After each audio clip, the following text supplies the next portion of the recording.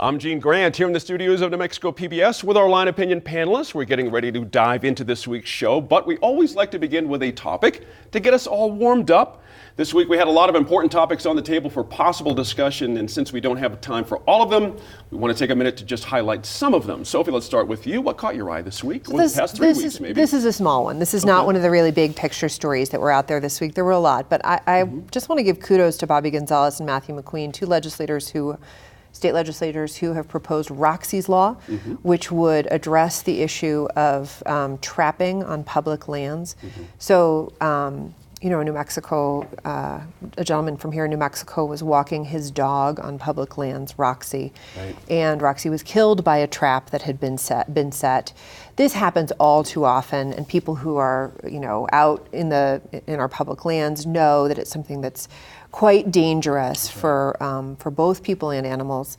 And so I'm really pleased to see them put that forward, and I hope it gets through. Good for you on that. I remember you remind me of a trip I took with an old relationship with our dog to 4th of July Canyon.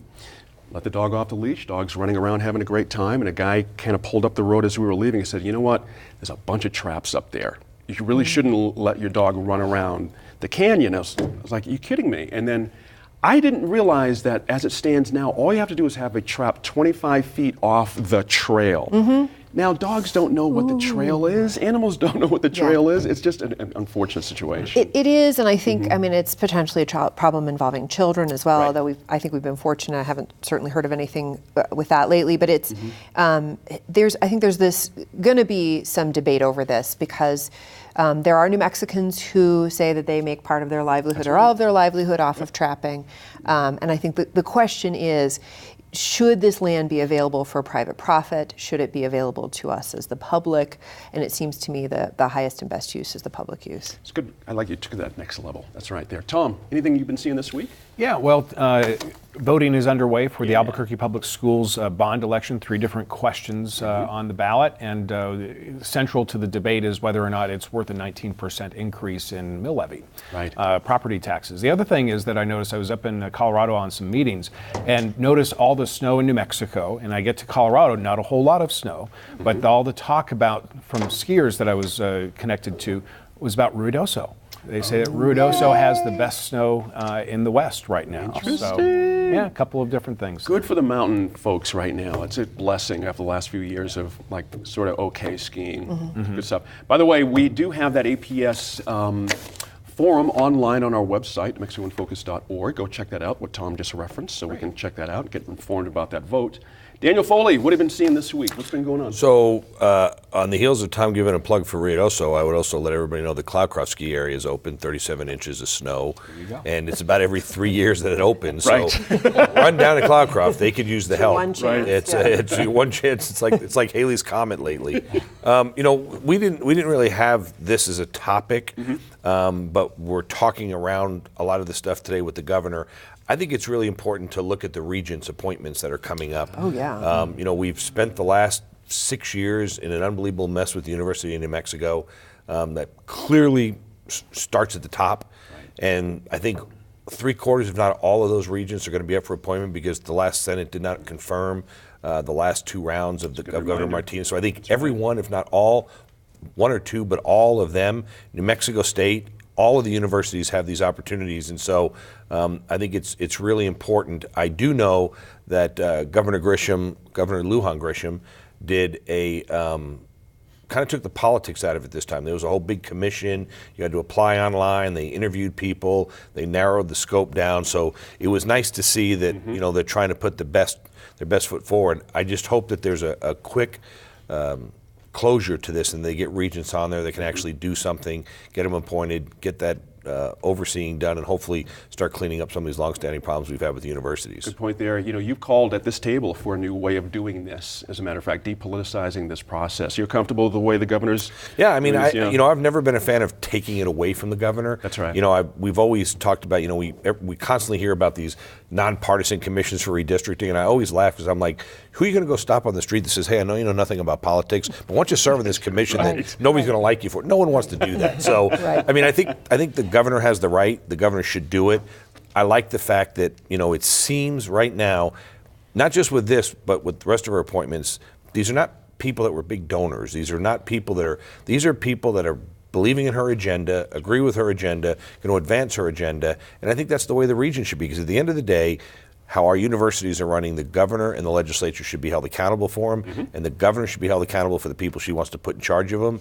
And I think she should have that right. I like the fact and agree that it's not, you look through this list, it's not the also-rans that we've seen, and it's not just Democrats, by the way, it's Republicans and Democrats. The also-rans that gave money and, they're $25,000, $50,000, $100,000 donors. These seem to be folks that have a concerted effort. And from what I understand, there was an overwhelming number of people that applied for these. I mean, we're talking 100, 150 at one university. They pared it down to 15 to interview.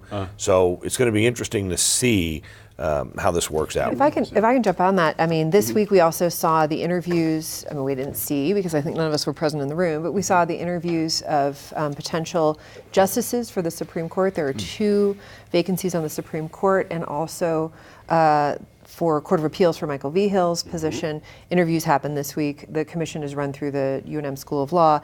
That is a process where, as well, there's a panel that selects people, forwards them to the governor. It will be interesting to see who gets those positions. You all Did are we steal stealing all my yours? thunder, yeah. Sorry. Because in the other part of our segment, when we talk about the appointment power, Supreme Court justices and university regents. Yeah. That's right. So We'll bring it back. Bring it back. This is just exactly online. right. All of a sudden, my third topic of wanting to talk about the unferal goats and the Sandias. I know. It makes me feel a little sad about my dogs. But it does go well with the look you sport now. Thank you. But Well, I still get a shot, right? Yes, you do. Okay. Go right ahead. My Absolutely. shot is the lingering images and the significant moment of history when the 116th United States Congress was introduced to the nation.